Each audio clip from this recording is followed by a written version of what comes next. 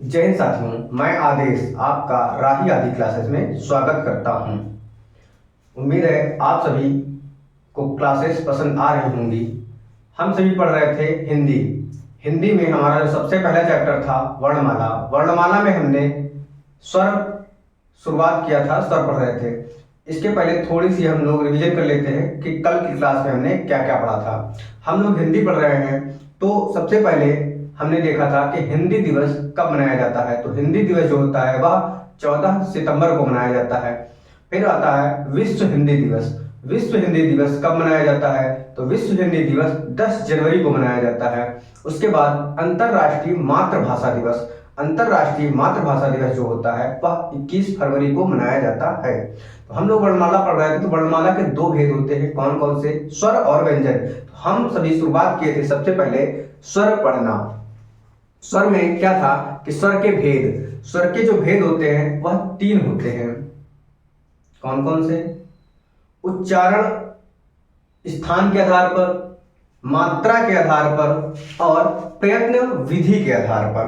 किसके? प्रयत्न विधि के आधार पर। हम सभी ने पहले देखा था मात्रा के आधार पर। मात्रा के आधार पर भी 3 भेद होते हैं, लेकिन मुख्य रूप से 2 भेद होते हैं। कौन कौन से? ह्रस्व स्वर, दीर्घ स्वर, और जो तीसरा होता है वह होता है प्लुत स्वर। लेकिन प्लुत स्वर का प्रयोग संस्कृत में होता है। लघु स्वर को ही एक मात्रिक स्वर बोला जाता है, और जो दीर्घ स्वर होता है उसे द्विमात्रिक स्वर बोला जाता है। हम लोगों ने ह्रस्व स्वर के अंतर्गत कौन कौन से आते हैं वो हमने देखा था। आ, ई, उ और री आता है, ये ह्रस्व स्वर के अंतर्गत आता है। उसके बाद हमने देखा था क्या कि दीर्घ स्वर। दीर्घ स्वर में आ, ई यानी जिसे हम बड़ा कहते हैं, और उ, फिर ए, ऐ, ओ, औ आते हैं। यानी ह्रस्व स्वर में 4 वर्ण होते हैं और दीर्घ स्वर में 7 होते हैं। इसके बाद हम सभी आज की क्लास को आगे बढ़ाते हैं। कौन सा? कि उच्चारण स्थान के आधार पर। उच्चारण स्थान के आधार पर जैसे कंठ हुआ, तालु हुआ, मूर्धा हुआ, ये सब हम आज देखेंगे। यानी आज की क्लास में हम स्वर को समाप्त कर देंगे, फिर उसके बाद हम व्यंजन पढ़ेंगे। बस आप सभी अपना पूरा सहयोग देंगे, थोड़ा थोड़ा प्यार देते रहिए। अधिक से अधिक लोगों को अपने राही आदि क्लास परिवार में जोड़ते रहिए। अगर आप सभी 2-2 लोगों को शेयर करेंगे या सब्सक्राइब करने के लिए बोलेंगे, या आप खुद ही किसी का मोबाइल लेके सब्सक्राइब कर सकते हैं, क्योंकि सब्सक्राइब करने का चार्ज नहीं होता। हाँ, अधिक लोग जुड़ते हैं या अधिक लाइक मिलती है या आपका कमेंट अच्छा आता है तो उससे मुझे अच्छा लगता है, उत्साह होता है कि हाँ लोग पसंद कर रहे हैं। बस बाकी आपका सहयोग है, आप कितना इसे ऊंचाइयों तक ले जाते हैं। चलिए हम अपनी क्लास को शुरू करते हैं। उसी क्लास के आगे कल के क्या था कि आज हम सभी पढ़ेंगे उच्चारण स्थान के आधार पर।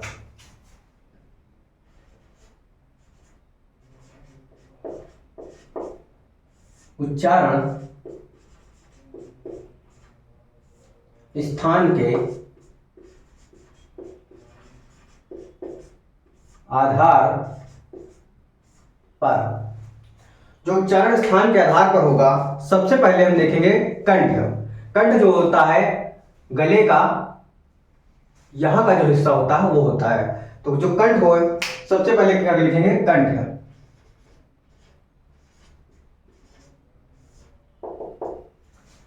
यानी जिन स्वरों का उच्चारण हम कंठ के माध्यम से करते हैं वह कंठीय स्वर होता है। जो कंठीय स्वर होता है इसके अंतर्गत कौन कौन से वर्ण आते हैं हम ये देखेंगे। परिभाषा मैंने आपको बता दी कि जिन वर्णों का उच्चारण कंठ के माध्यम से होता है वह कंठीय स्वर होता है। क्योंकि जो शिक्षक भर्ती है यानी बिहार की, और जो यूपी पुलिस का है, वो सभी को, और जहां पर हिंदी पढ़ाई जाती है उन सभी को ध्यान में रखते हुए, क्योंकि बिहार का डेट निश्चित है तो इसलिए परिभाषा को हम बता देंगे और लिखेंगे नहीं। बस आप लोग समझते रहिएगा, क्योंकि परिभाषा पूछता भी नहीं है। तो कंठीय स्वर के अंतर्गत जो वर्ण आएंगे वह कौन कौन से होंगे? वो आ होगा और आ होगा। यानी कंठीय स्वर के अंतर्गत 2 वर्ण आते हैं। इसके बाद आएगा तालव्य वर्ण, तालव्य स्वर, या तालव्य को ही हम तालु बोलते हैं। तो तालव्य लिखा मिले या तालु लिखे, दोनों एक ही होते हैं।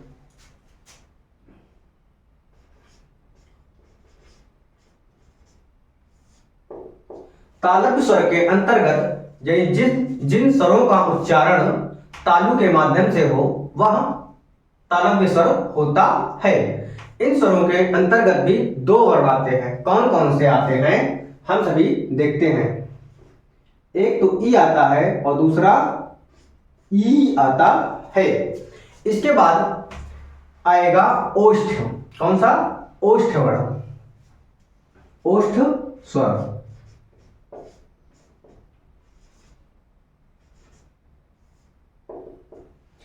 यानी जिन स्वरों का उच्चारण हम ओठों के द्वारा यानी ओठों के द्वारा करेंगे वो हमारे ओष्ठ वर्ण यानी ओष्ठ स्वर कहलाएंगे।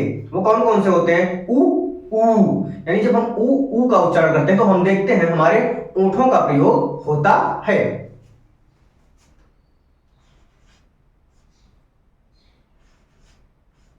ऊ हो गया। इसके बाद हम देखेंगे क्या? मूर्धन्य स्वर। यानी जिन स्वरों का उच्चारण मूर्धा के द्वारा किया जाता है, मूर्धा के द्वारा किया जाता है, वह मूर्धन्य स्वर होता है। मूर्धन्य स्वर जो होता है वह एक ही वर्ण होता है। वह कौन सा वर्ण होता है आप सभी जानते होंगे, और नहीं जानते हैं तो यहां आज जान जाएंगे। क्या होता है?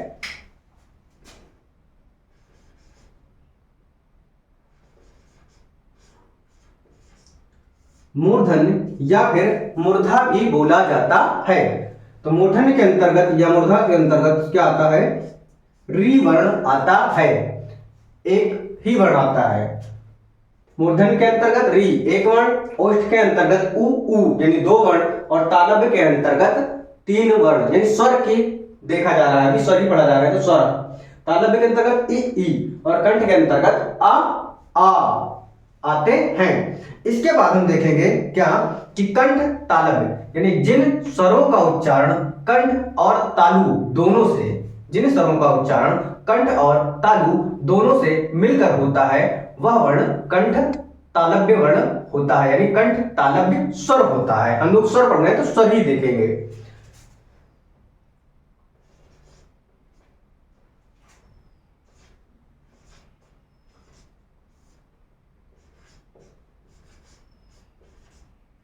कंठ तालव्य, कंठ तालव्य के अंतर्गत जो वर्ण आएंगे वह कौन कौन से होंगे? वह होगा ए और ऐ। यहां पर भी दो वर्ण होते हैं। इसके बाद हम देखेंगे कंठ तालव्य के बाद कंठ और ओष्ठ यानी जिन वर्णों का उच्चारण क्या? जिन वर्णों का उच्चारण कंठ और ओष्ठ की सहायता से होता है उसे हम कंठ ओष्ठ स्वर कहते हैं।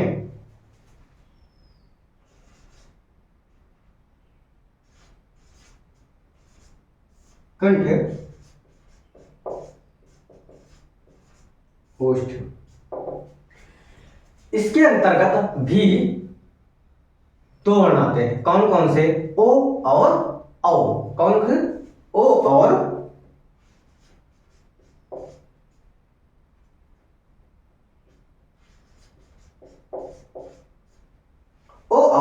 औ वर्ण आते हैं। इसके बाद हम देखते हैं क्या कि जिह्वा के आधार पर स्वर।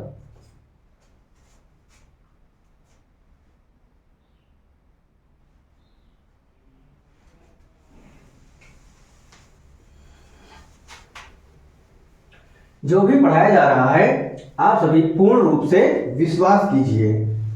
जहां पर भी पेपर देंगे या प्रैक्टिस सेट सॉल्व करेंगे तो आपको निश्चित रूप से क्वेश्चन मिलेंगे। अगर इस चैप्टर से यानी वर्णमाला चैप्टर से पूछा जाता है तो हम सभी क्या देखेंगे इस बार कि जिह्वा के आधार पर स्वर।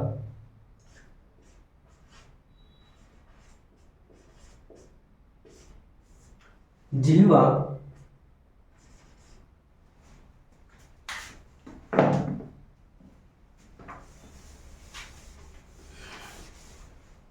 क्या देखेंगे?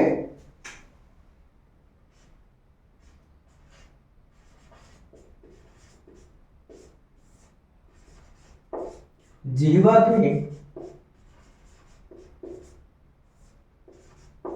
आधार पर स्वर, जिह्वा के आधार पर जो स्वर होता है वह कितना होता है। जिह्वा के आधार पर स्वर के भेद हम देखेंगे तो 3 भेद होते हैं। जिह्वा के आधार पर आगे हम लिख लेते हैं कि 3 भेद जिह्वा के आधार पर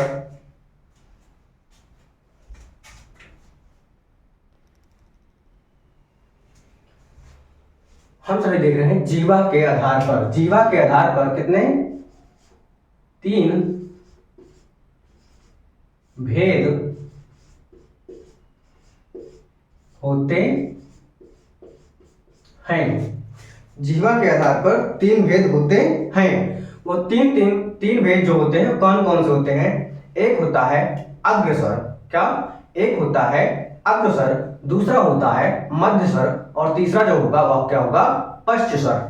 क्या क्या, अग्रस्वर, स्वर, मध्य स्वर और पश्च स्वर। हम अब देखते हैं क्या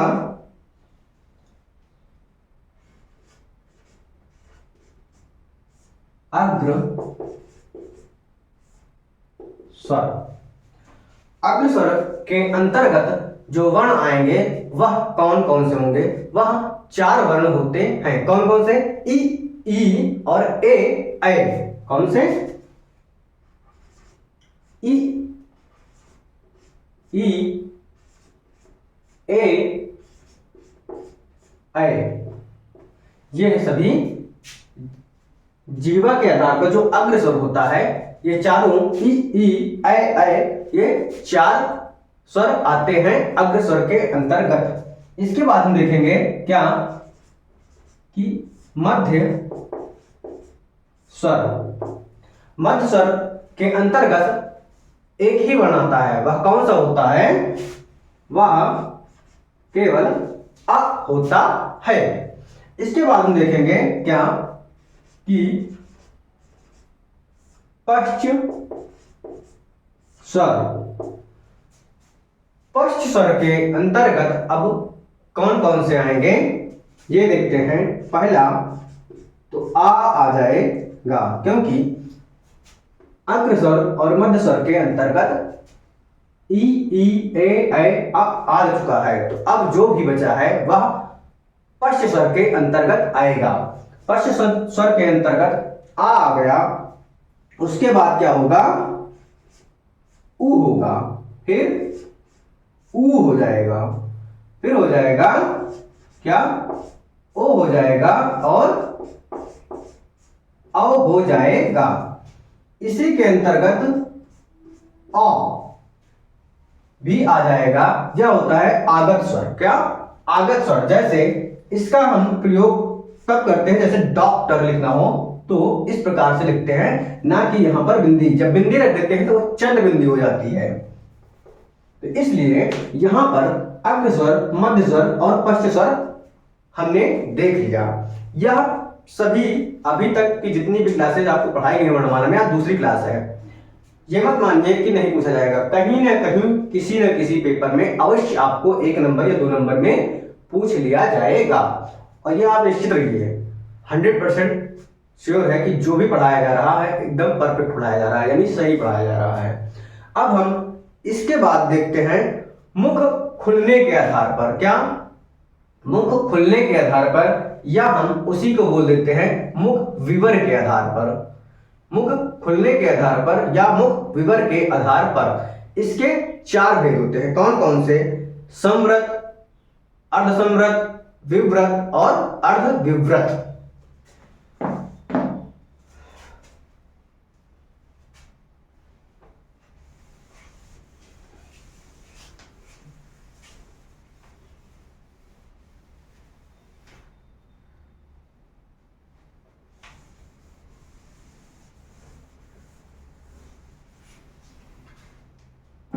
क्या देखेंगे, मुख खुलने के आधार पर या मुख विवर के आधार पर।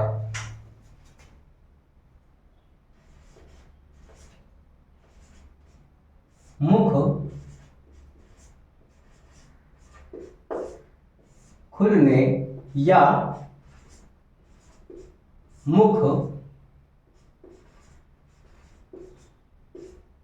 विवर के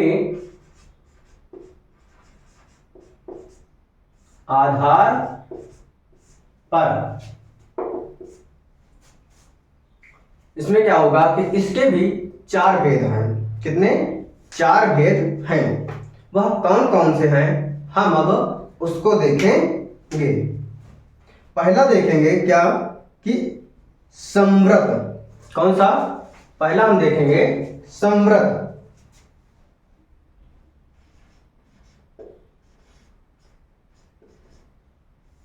संवृत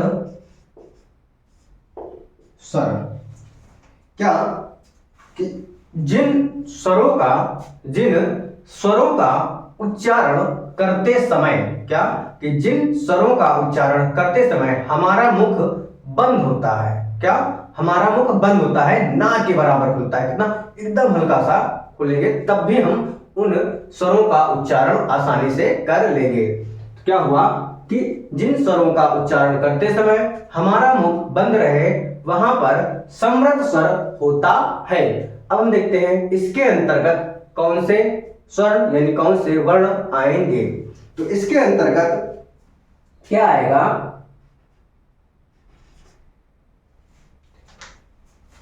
ई आएगा और उ आएगा। कौन सा? ई और उ आएगा। ई और उ आएगा।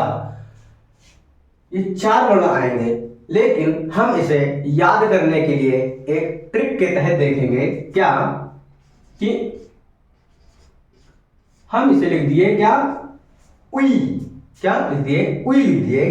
तो हम संवृत के जो वर्ण होंगे उसे हम पहचान जाएंगे, याद कर लेंगे, जान जाएंगे। कैसे? उई यानी ई है तो ह्रस्व ई और दीर्घ ई दोनों, उ है तो ह्रस्व स्वर और ह्रस्व उ और दीर्घ उ दोनों आएगा। तो इसमें 4 वर्ण आएंगे संवृत के अंतर्गत, ई उ यानी उई से हम इसे याद कर लेंगे। इसके बाद क्या आएगा? ये संवृत था, तो इसके बाद अर्ध संवृत देखेंगे। कौन सा? अर्ध संवृत।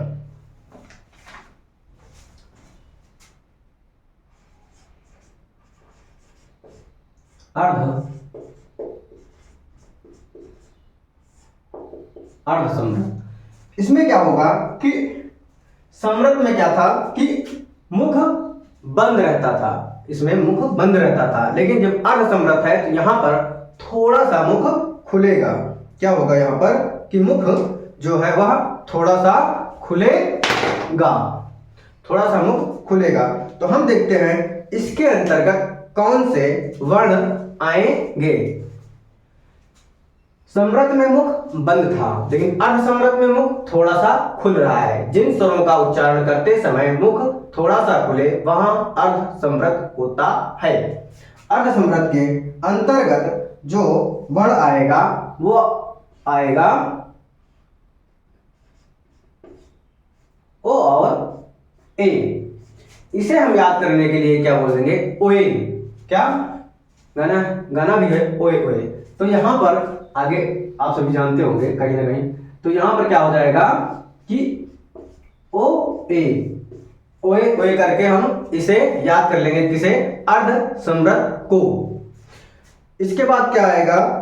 संवृत हो गया, अर्ध संवृत होगा, इसके बाद आएगा विवृत। कौन सा? विवृत। उसके बाद अर्ध विवृत,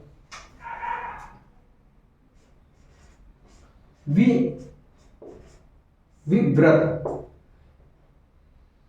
फिर आ जाएगा अर्ध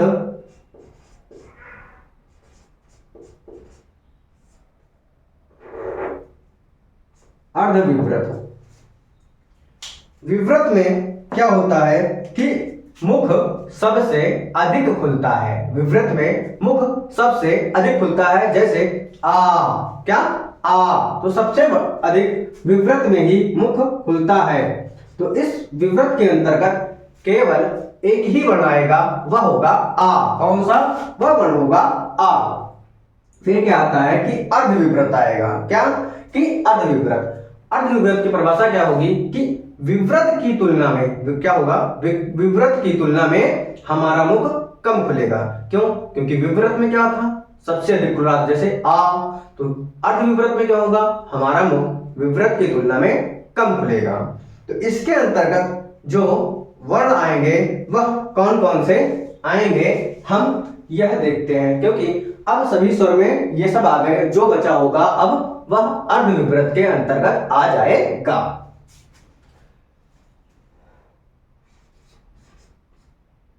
ए हो गया और ऐ हो गया, और उसके बाद क्या हुआ कि औ हो जाएगा। बाकी सभी स्वर आ चुके हैं। एक आगत स्वर भी लिख लेते हैं, जैसे आ हो गया। अगर हम इन सभी का उच्चारण करें तो इसकी अपेक्षा यानी विवृत की अपेक्षा अर्धविवृत में कम मुख खुलेगा, जैसे आ, ऐ, औ। तो यहां पर क्या हुआ कि यह हमारा मुख विवरण या मुख खुलने के आधार पर स्वर हो गया। अब हम देख लेते हैं क्या कि हम सभी ने अभी सजातीय स्वर और विजातीय के अंतर्गत देखेंगे। सॉरी,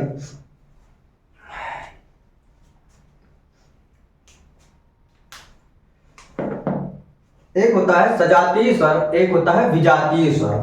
सजातीय स्वर वे होते हैं जो अपने समान जाति से मिलकर बने होते हैं, और विजातीय स्वर वे होते हैं जो समान जाति से मिलकर नहीं बनते हैं। यह भी हमें क्वेश्चन में 1 नंबर में पूछ लेता है। यानी अब जो स्वर के पॉइंट जो बचा हुआ है स्वर में, अब हम उसे पढ़ेंगे। स्वर में क्या होगा, संधि स्वर भी हम कह सकते हैं। संधि स्वर कौन सा? संधि स्वर।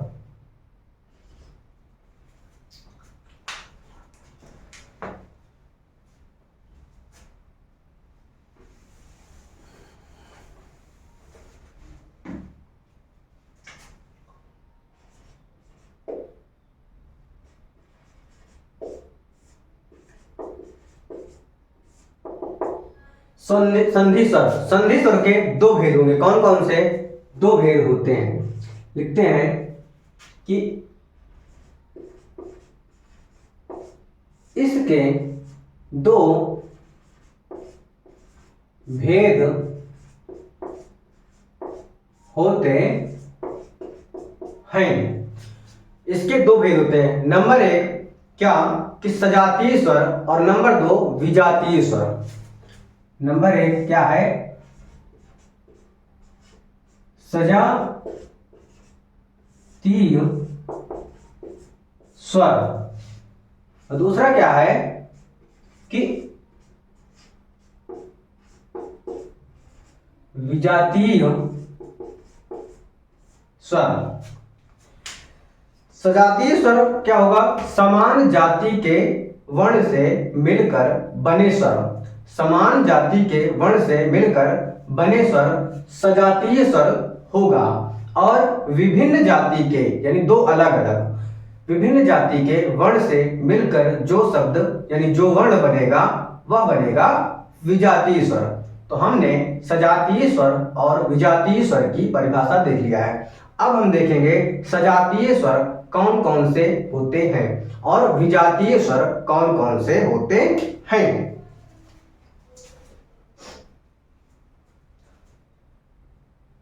सजातीय स्वर में देखते हैं आ धन आ मिलकर क्या बनेगा?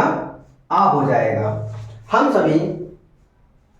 सभी क्या देख रहे हैं कि समान जाति यानी यहां पर आ, यहां पर भी आ, यानी 2 समान जाति के जब वर्ण मिलते हैं तो यहां पर सजातीय स्वर बनता है। ठीक इसी प्रकार से अगला है ई धन ई।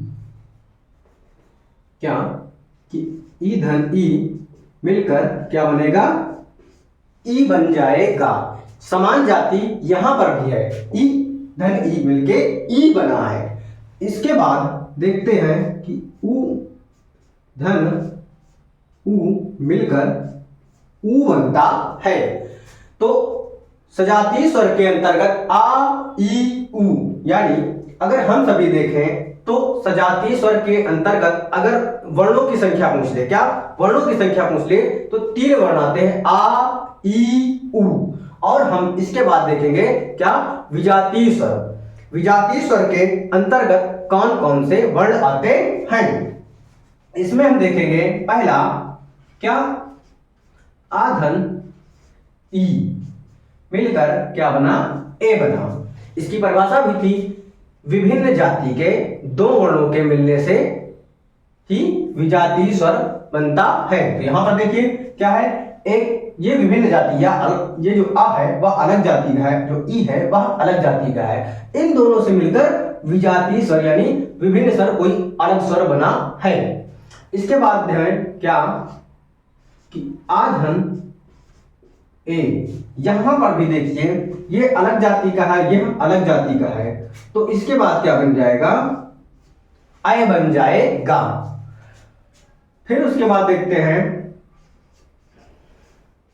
आ धन उ से क्या बन रहा है कि ओ बन रहा है, क्या आ धन उ से मिलकर ओ बनता है। यहां पर भी विभिन्न जाति के हैं, या जो आ है वह अलग जाति का है, जो ओ उ है वह अलग जाति का है। इससे फिर अलग होकर विजातीय स्वर कोई अन्य स्वर क्या बना, ओ बन जाता है। उसके बाद हम देखते हैं आ धन ओ। आ धन ओ भी अलग अलग जाति का है, और जब आ धन ओ को मिलाकर हम बनाएंगे तो बनेगा औ। क्या बनेगा, औ बन जाता है। इसी विजातीय स्वर को ही, विजातीय स्वर को ही क्या बोलते हैं, संयुक्त स्वर, संयुक्त स्वर बोला जाता है। क्या बोला जाता है, संयुक्त स्वर बोला जाता है। तो यहां पर ही लिख लेते हैं हम, अलग से ना लिख के, संयुक्त, संयुक्त स्वर यहां पर ही लिखें क्या, संयुक्त स्वर। अब इसके बाद 2 पॉइंट और बचता है स्वर में, फिर स्वर समाप्त हो जाएगा आज का हमारा। क्या बचता है कि प्राकृत स्वर क्या होता है, क्या होता है कि प्राकृतिक स्वर कौन सा होता है। हम सभी यहीं पर लिख लेते हैं कि प्राकृतिक स्वर कौन सा होता है।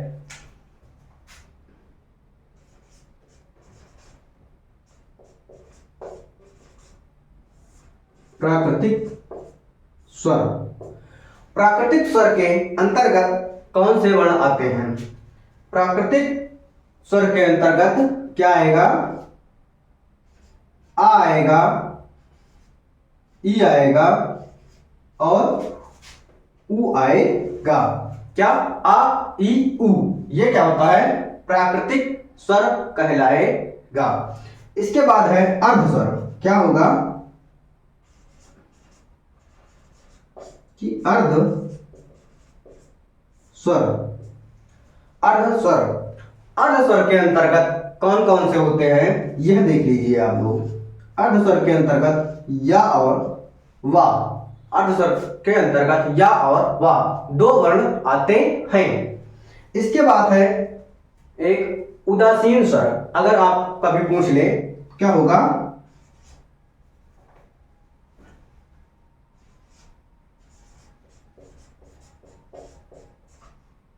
उदासीन स्वर। उदासीन स्वर के अंतर्गत क्या होता, क्या आता है, वह केवल आ आता है। उदासीन के अंतर्गत केवल आ आता है। क्या आता है, केवल आ आता है।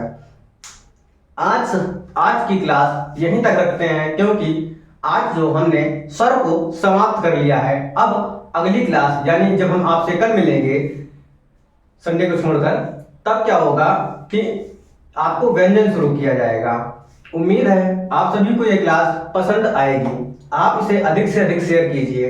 आप कहीं और से पढ़ते हैं, बिल्कुल पढ़िए, लेकिन हम चाहते हैं थोड़ा सा प्यार, थोड़ा सा सहयोग आप मुझे भी दें। यकीन मानिए आपको पेपर में अगर क्वेश्चन यहाँ से आता है तो निश्चिंत रहिए, कहीं बाहर नहीं जाएगा।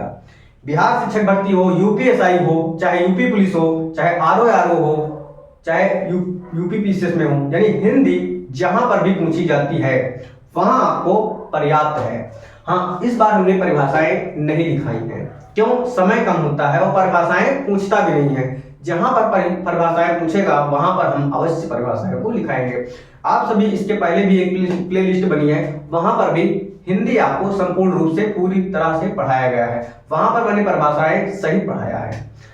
तो आप चाहे तो वहां से भी पढ़ लेते, ये नया तरीका से है, आप यहाँ यहीं से पढ़िए, परिभाषाएं पूछता नहीं है। तो यकीन मानो 100% आपका कहीं भी क्वेश्चन छूट के नहीं जाएगा। बस आप विश्वास करिए, क्योंकि विश्वास के अलावा कुछ नहीं होता है। विश्वास एक दूसरे पर ही करते हैं। आप हमारा सहयोग करिए, हमसे जो भी हो जाएगा हो पाएगा, मैं पूरा कंटेंट देता रहूंगा। आज की क्लास को यहीं पे समाप्त करते हैं। धन्यवाद।